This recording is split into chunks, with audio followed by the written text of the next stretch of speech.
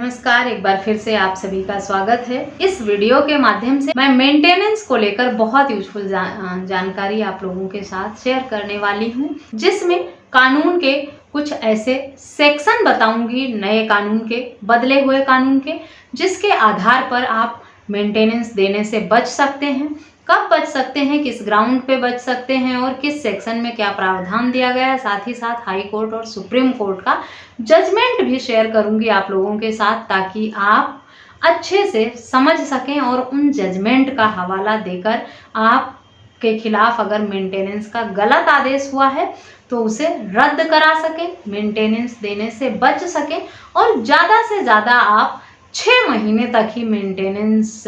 दें। उसके बाद अपने मामले को गलत साबित करके सबूत देकर कोर्ट में मेंटेनेंस केस में राहत पा सकें। तो इससे पहले मैं डिटेल में शेयर करूं पूरी जानकारी, आप लोगों को रिमाइंड करा दूं, अगर मेरे चैनल पर नए हैं, अब तक सब्सक्राइब नहीं किया है तो प्लीज़ सब्सक्राइब करके बेल आइकन को ज़रूर प्रेस करें, ताकि इस तरह की और भी इंफॉर्मेटिव वीडियोस आपको घर बैठे मिलती रहे। सबसे पहला तो बीएनएसएस का सेक्शन 379 जो है वो, अगर पत्नी झूठा एफिडेविट, झूठे साक्ष्य, झूठे सबूत देकर मेंटेनेंस का आदेश लेती है तो आप ऐसे मेंटेनेंस के आदेश को रद्द करा सकते हैं इस सेक्शन के अंतर्गत। और ऐसा झूठी एफिडेविट, झूठे साक्ष्य देने वाली पत्नी को आप पनिश भी करा सकते हैं। इस सेक्शन में ऐसा प्रावधान किया गया है। साथ ही साथ दूसरा ग्राउंड जो है वो ये है कि अगर पत्नी प्रताड़ित करती है, क्रूरल्टी किया है, उसने प्रताड़ना किया है, या फिर सहमति से अलग रहती है, या एडल्ट्री में रह रही है, तो ऐसे में बीएनएसएस का सेक्शन 144 का सब क्लॉज 2 आपको मेंटेनेंस देने से बचाता है। बीएनएसएस के सेक्शन 144 के सब क्लॉज 4 में डिटेल में बताया गया है कि इन तीनों तरह के कृत्य करने वाली पत्नी, चाहे वो सहमति से अलग रह रही हो, एडल्ट्री में रह रही हो, या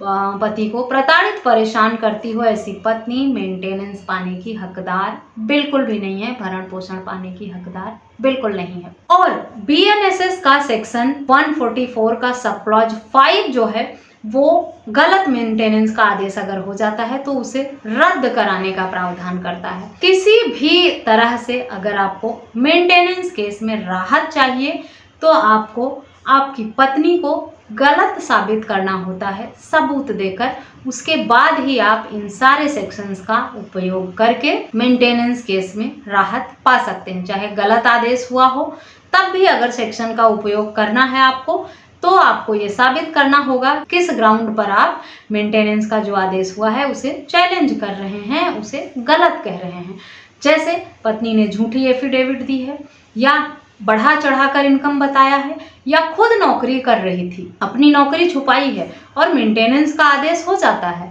उसके बाद आपको पता चलता है कि आपकी पत्नी ने तो झूठ बोलकर, गलत एफिडेविट देकर, आप अपनी आय 0 बताकर, आपकी बढ़ा चढ़ाकर बताकर, इन सब तरह से मेंटेनेंस का आदेश ले लिया है, तो आपको साबित करने का समय तो मिलता ही है। आदेश हो गया है, कोई बात नहीं, जब आदेश हुआ है तब आपके पास अगर सबूत नहीं है तो आप जल्दी से जल्दी सबूत इकट्ठा करें, बनाएं, आप कोई ना कोई ग्राउंड निकालें और कोर्ट के समक्ष सबूत देकर इन सारे सेक्शंस का उपयोग करके इनमें से जो ग्राउंड बनता है उसके आधार पर अपने मेंटेनेंस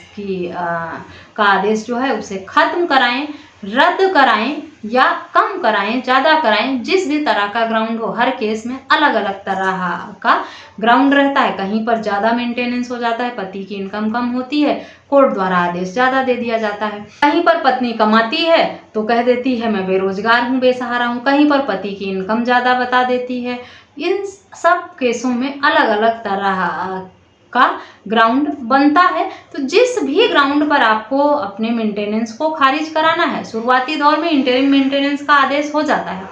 जब पत्नियां मेंटेनेंस की मांग करती हैं, अपने आप को बेसहारा, बेरोजगार और असहाय ही बताती हैं, कोर्ट को ऐसे में लगता है कि पत्नी के पास अपना पेट भरने के लिए, भरण पोषण करने के लिए भी पैसा नहीं है, जबकि होता इसका उल्टा ही है। पत्नियां पतियों से ही मेंटेनेंस लेकर ससुराल वालों के खिलाफ और पति के खिलाफ झूठा केसेस करके उन्हें प्रताड़ित और परेशान करती हैं। अधिकतर मामले आज के टाइम में ऐसे ही हो रहे हैं। जो महिलाएं सच में प्रताड़ित हैं, परेशान हैं, उनके साथ हिंसा अपराध हो रहा है, उनमें से कितने प्रतिशत ऐसी महिलाएं हैं जो हिम्मत करके कोर्ट और पुलिस तक पहुंच ही नहीं पाती हैं। कोई समाज के डर से, कोई परिवार के डर से, कहीं पर किसी का सपोर्ट ना होने की वजह से, कहीं मान मर्यादा इज्जत का ख्याल करते हुए, बहुत सारी वजह ऐसी होती हैं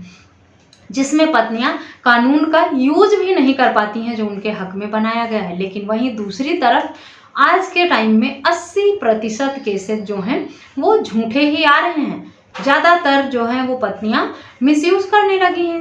इस तरह के केसेस का, और परिवार भी उनका सपोर्ट करता है। जो अच्छे परिवार वाले हैं, रिस्पेक्टेड फैमिली हैं, उनके अगर बेटी दामाद के बीच में कोई गलत फहमी, लड़ाई झगड़े होते भी हैं तो वो कानून का रौब नहीं दिखाते, कोर्ट कचहरी पुलिस में नहीं जाते हैं, सुलह समझौता करने का प्रयास करते हैं, पहले बात को सुलझाने का प्रयास करते हैं और थोड़ा समय देते हैं रिश्ते को। ये जो शादी के 2 महीने, 4 महीने में, 6 महीने में और 10 दिन में, या कुछ लोग 1 साल तक इंतज़ार करते हैं कि शादी को 1 साल हो जाए, उसके बाद इनके खिलाफ केस किया जाए और तलाक की मांग की जाए। तो जो इस तरह से प्लानिंग करके शादियां की जाती हैं फंसाकर, जिनका मोटिव सिर्फ मोटा पैसा ऐंठना होता है, उन लोगों को तो बस मौके की तलाश है, वो बिजनेस कर रहे हैं। इसी तरह से उन्होंने अपना पूरा एक ग्रुप बनाया है, चाहे परिवार हैं उनके या रिश्तेदार हैं, वो भी शामिल होते हैं, सब आपस में ही गवाही दे देते हैं एक दूसरे की मदद करके, और अच्छा खासा केस बना देते हैं लड़के वालों के खिलाफ। मैं ये नहीं कहती कि सभी केसेस झूठे हो रहे हैं, लेकिन कोर्ट में दिन प्रतिदिन इस तरह के झूठे केसेस आ रहे हैं और लगातार बढ़ रहे हैं झूठे केसों की संख्या। ये बात सुप्रीम कोर्ट और हाई कोर्ट भी मान चुका है। न जाने कितने केसेस में हाई कोर्ट और सुप्रीम कोर्ट ने ये कहा है कि महिलाओं के द्वारा जब शिकायत आए तो उन पर तुरंत FIR ना किया जाए, तुरंत कार्रवाई ना की जाए, पहले जांच की जाए, पहले इंक्वायरी की जाए, अगर केस ठीक लगे तो ही इस तरह के मामले दर्ज होने चाहिए, क्योंकि झूठे केसों की संख्या लगातार बढ़ रही है और बहुत तेजी से बढ़ रही है। तो कानून जो है वो महिलाओं के संरक्षण के लिए बनाया गया है, पुरुषों को प्रताड़ित करने के लिए नहीं, समाज के अन्य लोगों को नुकसान पहुंचाने के लिए नहीं। एक तरफ हम कहते हैं महिलाओं को और सशक्त बनाना है, मजबूत बनाना है और उनके हक में और कठोर कानून होने चाहिए। दूसरी तरफ जो कानून बने हैं उनका अगर हम महिलाएं मिसयूज करेंगे तो फिर ऐसे में महिलाओं के हक में और स्ट्रांग कानून बनाने से पहले एक बार सोचना पड़ जाता है कि और हक में इनके कानून बनाना चाहिए या नहीं, क्योंकि जितना बनाया गया है उसी का इस हद तक मिसयूज कर रही हैं महिलाएं, और जिन्हें यूज करना चाहिए वो आज भी प्रताड़ित, परेशान है, मार खा रही हैं ससुराल में, और वो अपनी हिम्मत भी नहीं जुटा पाती कि पुलिस में जाएं या कोर्ट में जाएं, क्योंकि उनका परिवार ही सपोर्ट नहीं करता, कोई उनको सपोर्ट नहीं करता। अच्छे परिवार के जो रिस्पेक्टेड लोग हैं वो आज भी समाज में मेरा नाम खराब होगा, इज्जत खराब होगी परिवार में, लेकिन ये सब उन्हीं लोगों के लिए है जो समाज से जुड़े लोग हैं, जिनको अपनी इज्जत की परवाह है, जो लोग बिजनेस कर रहे हैं प्रोफेशनली। कितने केसेज ऐसे आए हैं जहाँ पे एक परिवार में 3-3, 4-4 बेटियां हैं या 5 बेटियां हैं और पांचों ने अपना तलाक ले रखा है, पति से शादी की है और तलाक लिया है और मोटा एलिमनी मेंटेनेंस लेके अपने माँ बाप के साथ आराम से रहती हैं। और ऐसा कैसे पॉसिबल है कि किसी व्यक्ति के घर में 4 या 5 बेटी हों और पांचों का घर ना बसे? अलग अलग परिवारों में होने के बाद क्या सारे लड़के वाले खराब ही होते हैं? इस हद तक मिसयूज करके कानून का अपने हक में फायदा लेते हैं। कुछ लोग मेरी इन बातों को गलत कहते हैं और बोलते हैं मैं औरतों के खिलाफ बोलती हूँ। नहीं, मैं जो आ रहे दिन प्रतिदिन केसेस देखती हूँ, समाज में जिस तरह से प्रतिष्ठित लोगों का सर नीचा किया जाता है, उन्हें प्रताड़ित, परेशान किया जाता है, कानून का जिस हिसाब से मिसयूज हो रहा है, अच्छा नहीं लगता। मैं एक एडवोकेट होने के साथ साथ सोशल वर्कर भी हूँ, समाज सेविका हूँ। समाज में सबके हित और भले के बारे में देखना, सोचना, समझना और उस पर अपनी प्रतिक्रिया देना, अपनी राय देना मेरी जिम्मेदारी बनती है। इसीलिए मैं ऐसी महिलाओं से, ऐसे माता पिता से ये गुजारिश करूँगी कि उन बाकी लड़कियों के बारे में सोचें जो कानून का उपयोग करना चाहती हैं। अगर आप लोग इसी तरह से मिसयूज करेंगे तो कानून में और कठोर महिलाओं के हक में कानून नहीं बनेगा और हो सकता है महिलाओं के साथ हिंसा और अपराध और बढ़ जाए। इन्हीं सारे सेक्शंस पर जो BNSS के हैं, जो सेक्शन इन वीडियो के माध्यम से बताया गया है, उन्हीं के ग्राउंड पर हाई कोर्ट और सुप्रीम कोर्ट के 2 जजमेंट हैं जिनमें फैसला सुनाया गया है, मेंटेनेंस रद्द किया गया है या मेंटेनेंस नहीं दिया गया है किसी महिला को, या किसी महिला को मेंटेनेंस का आदेश हुआ है 6 महीने तक ही देना पड़ा है महिला को अधिकतम, उसके बाद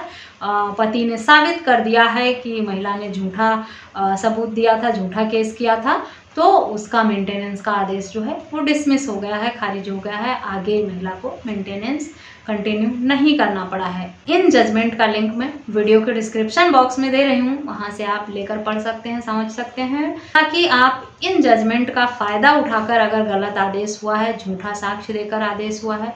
और परित्याग की हुई पत्नी, क्रूरता की हुई पत्नी, एडल्ट्री में रह रही पत्नी या सहमति से अलग रह रही पत्नी को मेंटेनेंस का गलत आदेश हो गया है, तो आप ऐसे केस में राहत पा सकें इस जजमेंट का उपयोग करके। आशा करती हूँ ये जजमेंट आपके लिए यूजफुल होगा। वीडियो अच्छी लगी है तो चैनल को सब्सक्राइब करना, बेल आइकन को प्रेस करना बिल्कुल भी ना भूलें, ताकि इस तरह की और भी इंफॉर्मेटिव वीडियोज़ आपको घर बैठे मिलती रहें।